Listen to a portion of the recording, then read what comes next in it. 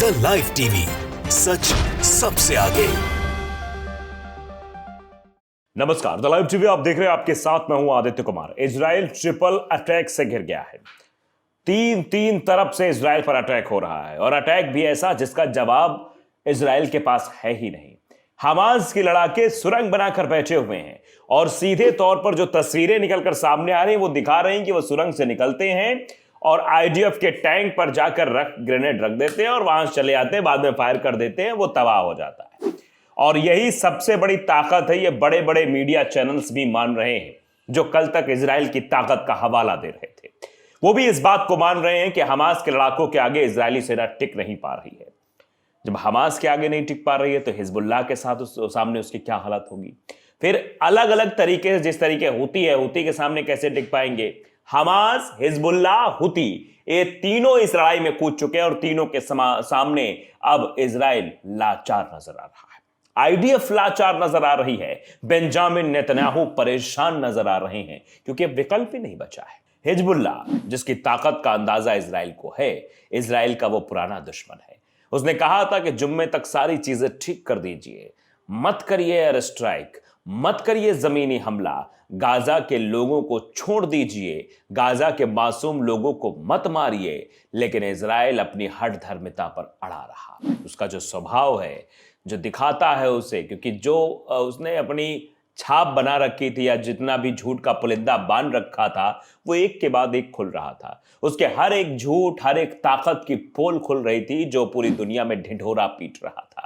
उसके पीछे super power है, इसलिए वो अपनी बात को मनवाने के लिए, सामने वाले को घुटने पर लाने के लिए कुछ भी करने को तैयार था। वो किसी की नहीं सुन रहा था।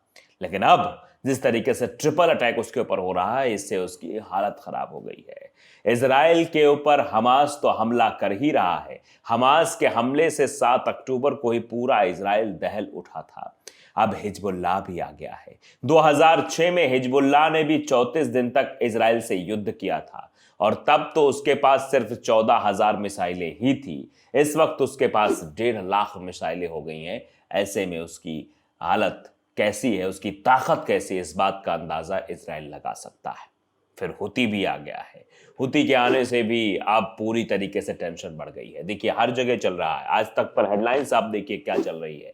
हमास, हिजबुल्लाह और हुती के ट्रिपल अटैक से बड़ी इजराइल की मुश्किलें। गाजा में ग्राउंड ऑपरेशन किया तेज। इजराइल की मुश्किलें बढ़ गई हैं। गाजा में ग्राउंड ऑपरेशन तेज कर रहे हैं। हमास के वो लड़ाके जो अपने आप को संयमित करके पहले से ही बैठे हुए थे, वो 35,000 लड़ाके, जो हमने पहले भी आपको बताया था कि वो 35,000 लड़ाके इसी बात का इंतजार कर रहे थे कि जब जमीनी हमला इजराइल करेगा तो उसके जमीनी हमले का मुंह तोड़ जवाब हम इजराइल को देंगे। उसी इंतजार में बैठे हुए वो लोग लगातार फायर पे फायर कर रहे हैं। हमास ने 7 अक्टूबर को इजराइल पर हमला किया था।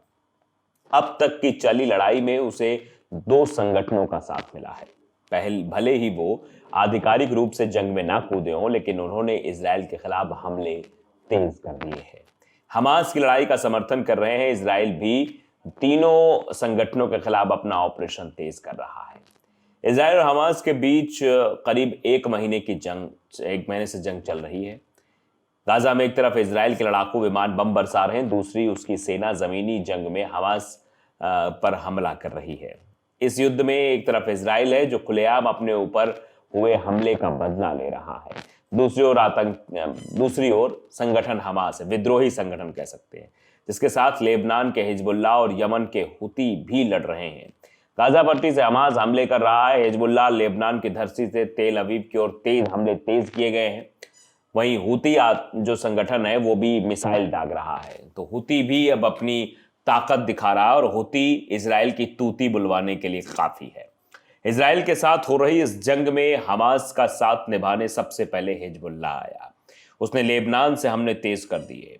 शनिवार को हिजबुल्लाह ने इजराइल की तरफ एंटी टैंक मिसाइल दागे, उसकी जानकारी भी ली। इतना ही नहीं, हिजबुल्लाह ने नए मिसाइल का इस्तेमाल भी किया। हिजबुल्लाह के हर हमले का मुंह तोड़ जवाब देने की बात इजराइल कर रहा है, लेकिन इजराइल का मुंह खुद ही टूट जा रहा है। इजराइल डिफेंस फोर्सेस के जवानों ने हिजबुल्लाह के रॉकेट डिपो पर पलटवार किया, उसके मिलिट्री कंपाउंड को टारगेट किया। 2 दिन पहले ही हिजबुल्लाह प्रमुख नसरुल्लाह ने हमास का खुला समर्थन कर दिया था और फिर इसका जवाब दिया है, और जवाब देने के बाद इजराइल की हालत और पस्त हो गई है। हमास का समर्थन करने वाला हिजबुल्लाह भी इजराइल को अपना दुश्मन ही मानता है। उसे भी ईरान का समर्थन हासिल है, उसके पास भी घातक रॉकेट और अन्य अत्याधुनिक हथियार है। लेबनान के कुछ हिस्से पर हिजबुल्लाह का नियंत्रण भी है। हमास का दूसरा भरोसेमंद साथी यमन का संगठन हूती बना हुआ है। जंग के 26वें दिन हूती की एंट्री हुई। यमन के हूती विद्रोहियों ने दावा किया कि उन्होंने इजराइल की ओर बैलिस्टिक मिसाइल से हमला बोला। इसके साथ ही हमले की तस्वीरें भी जारी की गई है। हूती आतंकियों ने मिसाइल लॉन्च करने से पहले इजराइल और अमेरिका के खिलाफ नारेबाजी भी की थी। अमेरिका तो दो युद्ध लड़ रहा है, एक वो यूक्रेन की तरफ से लड़ रहा है, दूसरा वो इधर यानी इजराइल की तरफ से लड़ रहा है। उसकी ताकत वैसे भी दो हिस्सों में बटी हुई है। ऐसे में वो कितना ध्यान दे पाएगा इजराइल को लेकर, ये आप समझ सकते हो। और इजराइल के सामने तो कई संगठन, अभी तो 3 ही खुलकर मैदान में आ गए, लगभग 12 से ज्यादा संगठन हैं जो कभी भी खुलकर लड़ाई में उतर सकते हैं। 7 अक्टूबर को हमास के हमले के बाद हूती इजराइल पर 3 बार हमले कर चुका है। पहला हमला 19 अक्टूबर को हुआ था, लेकिन अमेरिका ने उसकी मिसाइल को बीच में ही रोक लिया था, तबाह कर दिया था। दूसरा हमला 26 अक्टूबर किया था, इस बार भी लाल सागर में इजराइल ने उसके हमले को नाकाम कर दिया था। 31 अक्टूबर को तीसरा हमला हुआ। हूती ने बैलिस्टिक मिसाइल दागने का दावा किया, जिसे इजराइल के एयर डिफेंस सिस्टम ने रोक लिया। यमन से इजराइल की दूरी लगभग 2200 किलोमीटर की है। इसके बाद भी हूती विद्रोही इजराइल को निशाना बना रहे हैं। इजराइल ने भी तीनों के खिलाफ कमर कस ली है कि हम तीनों के खिलाफ कमर कस के लड़ेंगे, लेकिन तीनों से युद्ध करना इतना आसान नहीं है जितना इजराइल समझ रहा है। हमास, हिजबुल्लाह और हूती के साझा हमलों ने इजराइल की मुश्किलें बढ़ा दी हैं। इजराइल अब डर और सहमा हुआ है। फिलहाल वो अपनी हठधर्मिता से बाज नहीं आ रहा, उसकी फौज नहीं रुकी है, चुनौतियों को स्वीकार कर रही, ऐसा बताया जा रहा है। इजरायली सेना और उनके भारी भरकम टैंक तबाही मचा रहे हैं, अभी भी तबाही मचा रहे हैं। दुश्मन का सीना गोलियों से छलनी कर रहे हैं। 7 अक्टूबर को हुए हमले के बाद इजराइल की वायुसेना ने मोर्चा संभाला था। उनके लड़ाकू विमान बारूद बरसाकर गाजा में हमास के सफाई में जुटे थे।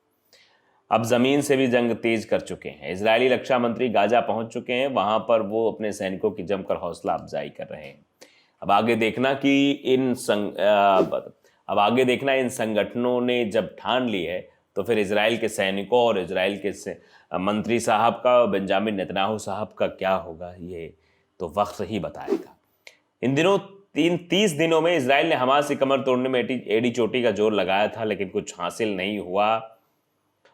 दोनों तरफ से करीब 11,000 जाने गई है, हजारों लोग जख्मी हैं। सिर्फ गाजा में करीब 9500 लोगों की मौत हुई है, यानी 9,500 लोगों की। मरने वालों में 1,000 से ज़्यादा जो है लोग शामिल हैं, मतलब वो लाखों शामिल हैं। हमास के करीब 20 कमांडर भी ढेर हो गए हैं, ये आंकड़ा बताया जा रहा है, लेकिन इजराइल का आंकड़ा नहीं बताया जाएगा आपको। बड़ी संख्या में जो है मतलब अड्डे जो है थे उनको भी तबाह किया गया है। जहाँ जहाँ कब्जा किया गया था इजराइल के द्वारा, उन अड्डों को भी तबाह कर दिया गया है।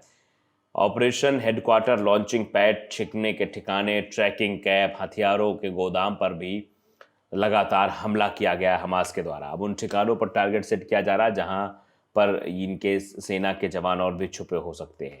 हिजबुल्लाह एक शिया संगठन है। ये लेबनान में 1975 से 1990 तक चले गृह युद्ध के अस्तित्व में आया था।